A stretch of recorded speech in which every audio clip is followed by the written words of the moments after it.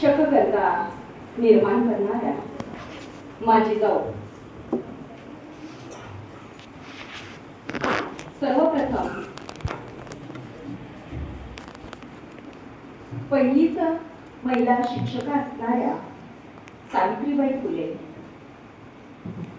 लोकमाता अहिल्यादेवी, त्यागमूर्ती रमाई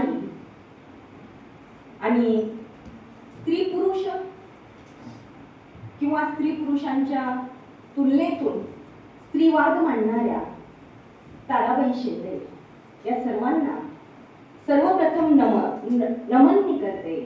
आणि त्यानंतर ग्रामीण भागापर्यंत शिक्षणाची गंगा नेणारे भगीरथ प्रयत्नाने सहकार्याचा महामेरू लावणारे आदरणीय सहकार महर्षी आणि शिक्षण महर्षी कैलासवासी अंकुशरावजी टोपे साहेब आणि त्यांच्या सहचरणी, त्यांना तेवढ्याच मुलाची साथ देणाऱ्या शारदाताई यांना सुद्धा मी नमन करते.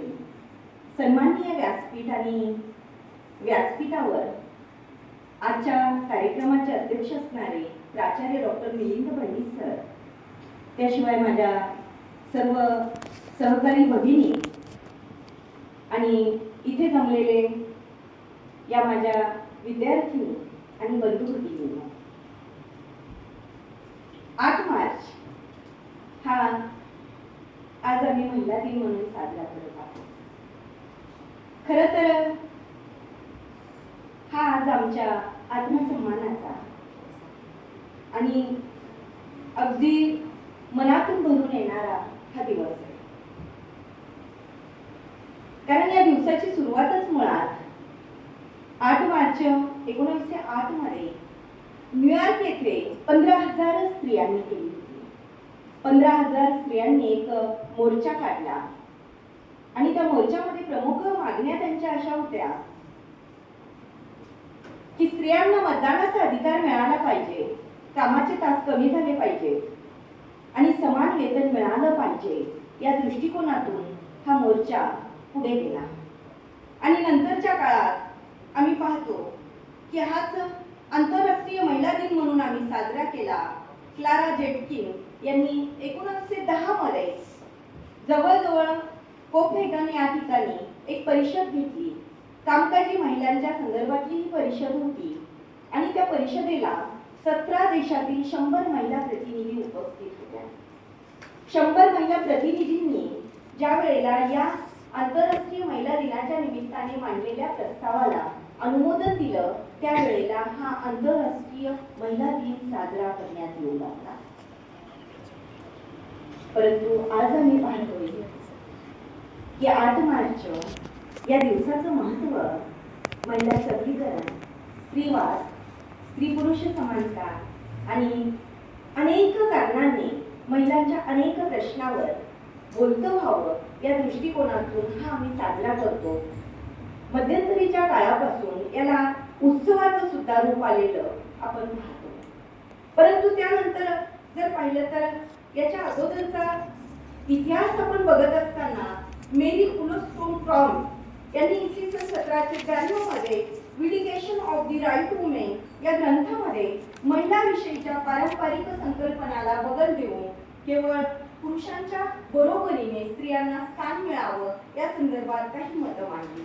त्यानंतरच्या युरोपातील मोर्ले आणि कोरीमन यांनी समाजवादाचे चित्र रेखाटले.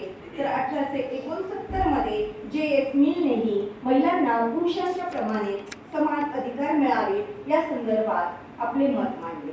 बोवेट आणि फ्रीडम या विचारवंतांनी सुद्धा महिला चळवळीला अधिक शक्तिशाली बनवण्याच्या दृष्टिकोनातून काम केले.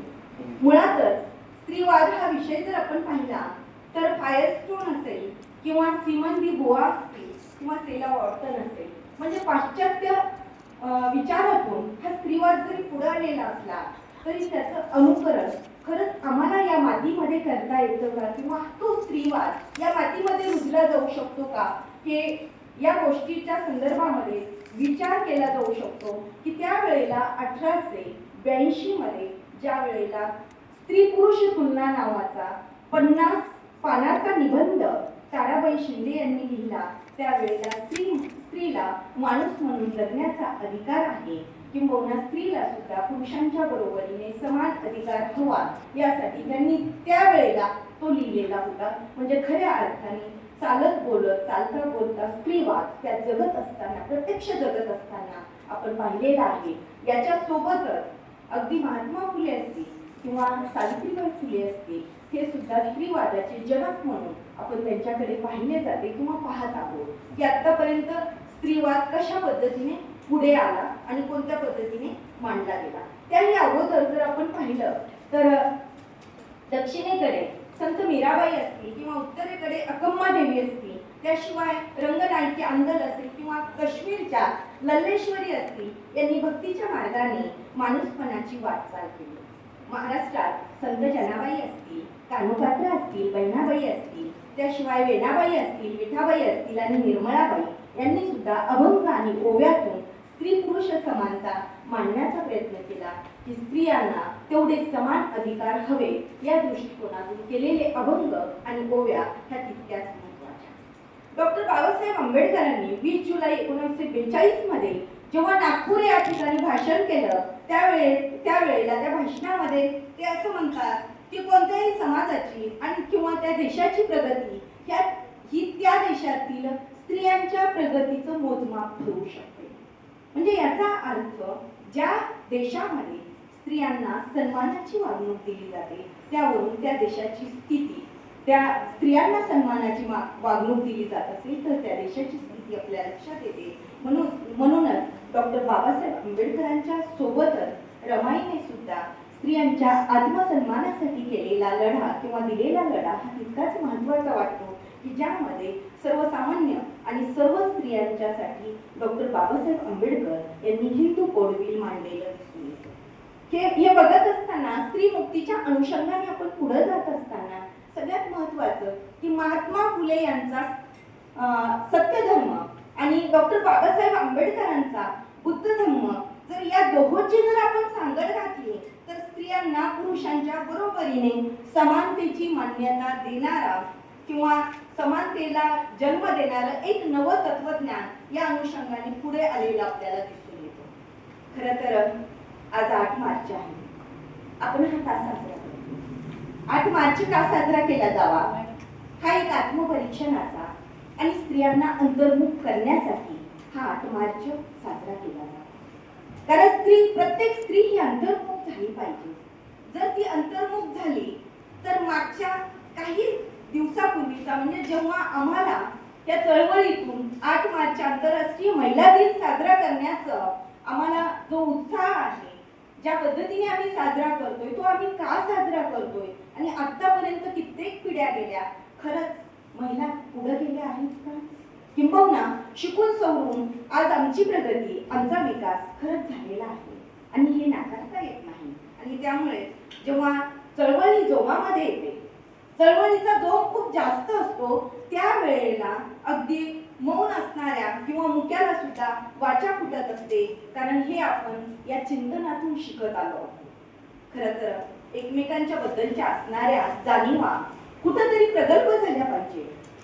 स्त्री पुरुषांच्या जाणीवा जेव्हा प्रगल्भ होतील आणि स्त्री पुरुष या नात्याने जेव्हा त्यांना एकमेकांच्या संदर्भात स्पेस देणे हे महत्त्वाचे त्या स्त्रीला वाटू लागले, कारण समाजात जर एखादी घटना घडली तर तिचे पडसाद सर्व समाज मनावर पडतात आणि पटकन पडसाद पडल्यामुळे त्या दृष्टिकोनातून समाज सुद्धा आपल्याकडे पाहत असतो. हे आता तिला त्या सर्व स्त्रियांना चिंतनातून कळू लागलेलं आहे. आणि त्यामुळे मला त्या संदर्भात असं म्हणावंसं वाटतं किंवा तिला सुद्धा आता असं वाटायला लागलंय की तुमच्या तमाम इच्छेची ओझी वाहताना, तुमच्या तमाम इच्छेची ओझी वाहताना ती हे विसरलीच होती की तिच्या पाठीलाही ताट होता येतं. ते ही विसरलीच होती की तिच्या पाठीलाही ताट होता येतं. आणि खरंच आता ती ताट होते, आता तिची मान ताट होते. चांगल्या वाईटाचा ती विचार करू लागली. आणि म्हणून आत्मविश्वासातून तुम्ही आम्हाला जरी स्वातंत्र्य दिलं असलं तरी त्या स्वातंत्र्याचा स्वैराचार न करता आत्मभान घेऊन जगणारी स्त्री आज निर्माण होते हे सगळ्यात महत्वाचं आहे. कारण प्रत्येक क्षेत्रात आपला वेगळा ठसा उमटवत असताना तिच्या प्रगल्भतेच्या कक्षा सुद्धा रुंदावताना आपल्याला दिसत आहेत. आणि रुंदावलेल्या या कक्षेतूनच मी आज या निमित्ताने घेतलेल्या या कार्यक्रमामध्ये सर्व स्त्रियांच्या वतीने ज्या कल्पनेतून हा कार्यक्रम आज या ठिकाणी घेतला जातोय, आमचा सत्कार होतोय, ही आगळी वेगळी कल्पना इथल्या प्राचार्यांची आहे, या महाविद्यालयाच्या प्राचार्याची, आमच्या प्राचार्याची आणि प्राचार्याच्या टीमची आहे. त्यामुळे मला खरंच आमच्या सर्व महिलांना त्यांचं कौतुकही वाटतं आणि खूप चांगलं वाटलं.